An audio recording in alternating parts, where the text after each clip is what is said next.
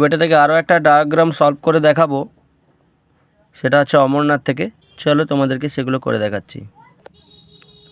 এই যে ডায়াগ্রামগুলো যদি আছে তোমাদেরকে সেগুলো করে দেখাচ্ছি।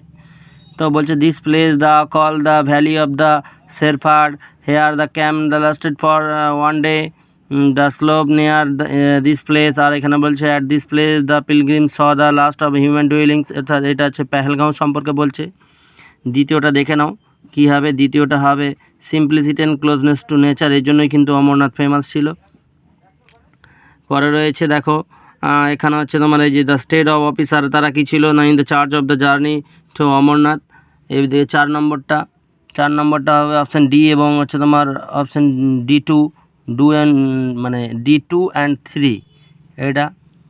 আচ্ছা এইখানে চলে আসছে দেখো পাঁচেরটা যে দেখে নাও, Kashmir seem to be full of pilgrims. এই ছিল আজকের ভিডিও। ভালো লাগলে ভিডিওটা সাবস্ক্রাইব করে যেও। Thank you.